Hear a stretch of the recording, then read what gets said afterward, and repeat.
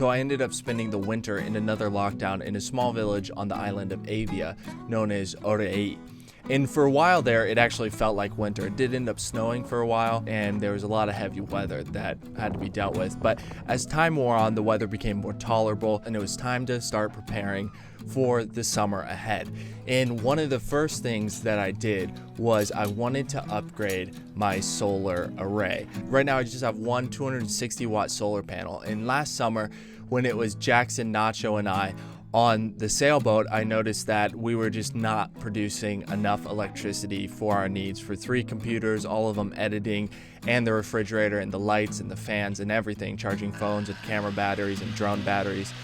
It just wasn't enough power, so I knew that I needed more electricity. So I bought a 285-watt solar panel, and I was able to put that on the davits. I turned the one solar panel that was already up there 90 degrees, moved that to the side, and I was able to put the other solar panel right next to it with a gap in the middle so that I can get up there and sit if I need to, but more importantly, I can do pull-ups. By far the biggest job that I have to do is the Teak. I have to redo the Teak again. But before I redo the Teak, I want to do the maintenance on the outboard engine so that if I end up getting oil everywhere, I don't get it on the new Teak.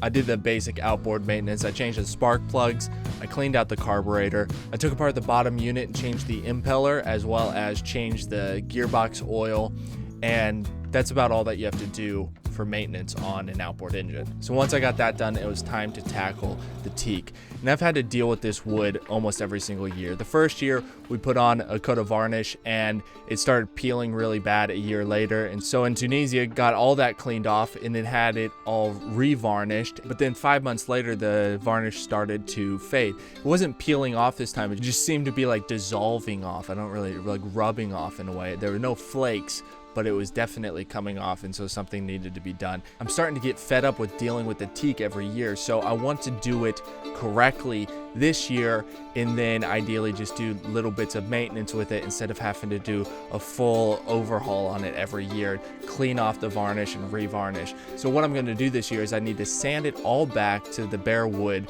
and get a good finish on it with that, and then I'm going to put oil on it. But sanding all the wood back is a really big job. I worked on it on and off, probably averaging 3 hours a day for 2 weeks. Some days I would work 5 hours on it, some days I would work 1 hour on it, but it took me about 2 weeks to get it all sanded back. So I got this cockpit combing sanded back to 400 grit, so it's really nice and polished. And my friend Rolf just gave me some oil for the Teak. So instead of varnishing it this time, I'm gonna oil it, because turns out Teak doesn't really hold varnish very well, and it's better if you oil it anyway. Things that I'm learning. Took me 3 years to figure this out.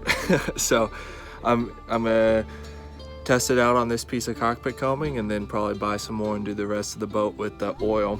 It looks absolutely beautiful when you first put it on, and then it soaks up and dries into the wood, and the wood becomes lighter, so it's not this beautiful dark color that it is when you first put the oil on it, but it still does look really nice. There's a few downsides to doing oil versus varnish, mainly that the varnish creates a hard layer on top of the wood, so if you drop something on the wood, it's less likely to dent it. And then the other thing is if you spill oil or something on the wood when it's varnished, none of that's going to soak into the wood. But since it is oil, if you happen to spill motor oil or something like that onto the wood, it shows up and then you have to clean it and wash it. Doing the oil, the benefit of it is there's no varnish to peel, and you never need to scrape it and sand it back again unless you damage it. But you do have to do relatively regular maintenance. Every month or 2 months, you got to re-oil it. But that's not a very hard job.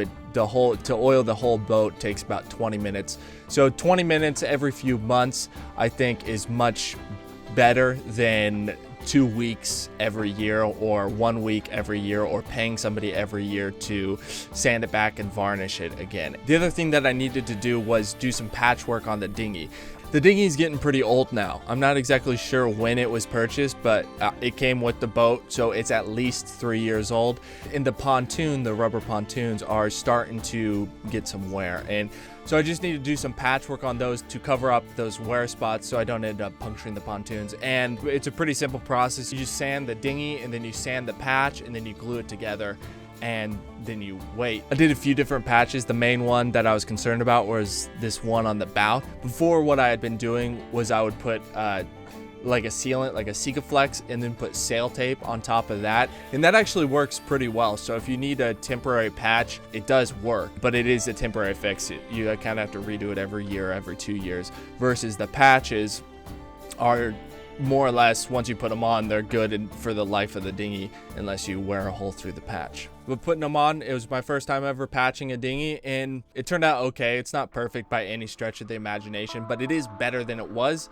And a perspective that I've been taking over the years with the boat, because I used to be a bit of a perfectionist, there's kind of 3 different ways you can do it. You can aim for perfection, and the downfall of that is maybe you never get things done because you can get the paralysis by analysis with perfectionism. There's the other option of good enough, which is a great way to produce volume. So that's like something that people recommend with art. What I recommend with people making videos is just pump out videos, make them good enough, and just do volume. And then through that volume, you'll learn the skills, and your skills will get better and better and better. Through volume, you will create a quality.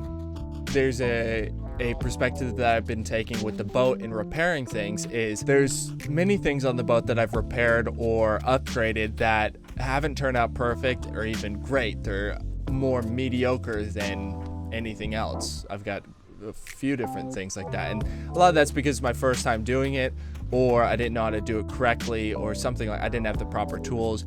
And so there's a perspective that I've been taking that is, well, it's better than it was. And I think that's valuable. I think the pitfall of that is that you can become lazy and you're like, well, it's better than it was, so good enough.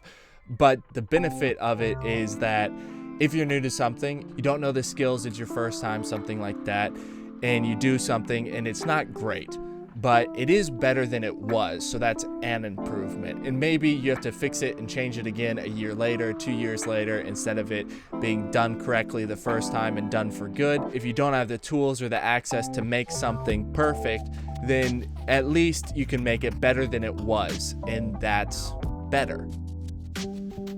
Pretty much right as I was coming to a close with the things that I needed to do on the boat, all the charter boats started coming in, getting put back in the water and filling up the port, and they're preparing for this season as well. It's amazing what can change in just a day. Now it's coming time for me to leave Orei and leave Evia. And I had a really great time on Evia. I spent a lot more time there than I expected or anticipated because of the lockdown and because of winter, but it was a really great place to be.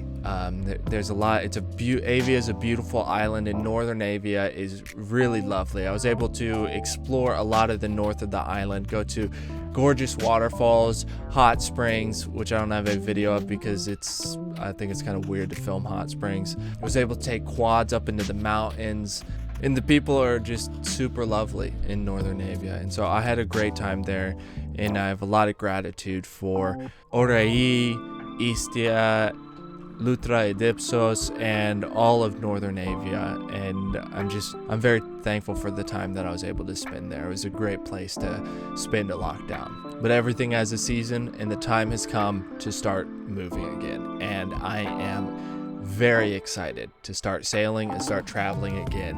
And the first destination is the Northern Sporades. Just a short 20 miles away, there's beautiful islands, and that's where I'm going to first. Thank you for watching. If you enjoyed today's video, then consider subscribing and turning on the notifications so that you don't miss an episode. And if you love what we're putting out here on this channel, then consider supporting on Patreon.